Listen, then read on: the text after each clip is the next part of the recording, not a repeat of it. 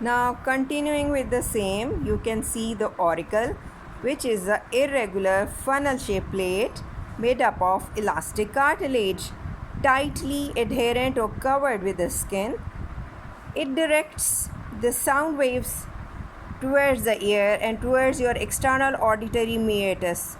When the sound waves reach this canal is lined again with a stratified squamous epithelium, which is the epithelium of the skin over the auricle. Now, what else you expect in the skin? You can find the hair follicles over it, you can find the sebaceous glands inside, and the modified apocrine sweat glands called as ceruminous glands are also found in its submucosa or below the skin but outside the cartilage. Now the content it has to produce, you would say the glands, what they secrete is a wax which is called as cerumen. It is a waxy material formed from the secretion of the two glands and is filled with the protein, saturated fatty acid you would say, and the sloughed off keratinocytes. What they do, this wax, they have to provide the protective antimicrobial properties, and the foreign body that has to be enter through it, they should not get easy access to your inside cavity. But if this waxy material gets stuck in this whole apparatus, then it can lead to impairment of the hearing. Now we have to move towards the histological features. So you have to focus on another diagram. Here it's a handmade sketch of the pinna or auricle. In the very center you would see the elastic cartilage, the chondrocytes in the lacunae, and the matrix consists of all the regular features having the ground substance, the collagen fibers, and the predominantly the elastic fibers in it, being covered by the perichondrium, the outer fibrous layer, and the inner cellular layer. Outer to it is the skin, and on its epidermal part or the stratified squamous keratinized epithelium you would see outer layer is not showing the nuclei in it. Rest of the cells you can see very well.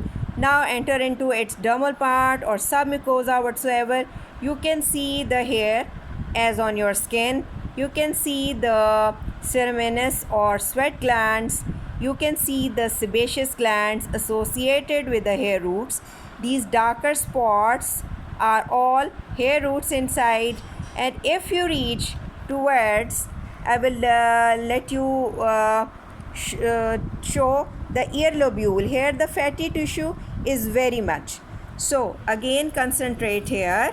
We can see the epithelium, stratified squamous, keratinized, and the contents of the skin, the hair, the sweat gland, the sebaceous glands, buried hair, and above all in the very center the elastic cartilage is there.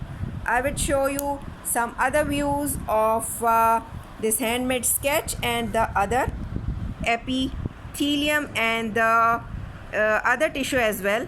This is the skin on this side also and on this side. In the very center the artist has drawn the elastic cartilage in between, and you can see the hair shaft as well. Let me show you some other features so that you can see. Yeah, it is in the different stain but a microscopic view. This is a cartilaginous elastic plate in between, and on its both sides you can see the skin. These darker spots are the hair roots, and you can see the shaft part of the hair as well, and all the connective tissue on the both sides. I will show you another view from my sketch and the microscope so that you can be able to see the actual view of that elastic cartilage lying in the pinna. Now you can see the elastic cartilage in the very center. On both sides you can see the skin and the hair follicles all around. And if I'm gonna make it as a little much bigger, you can see the cut section of the sweat glands as well.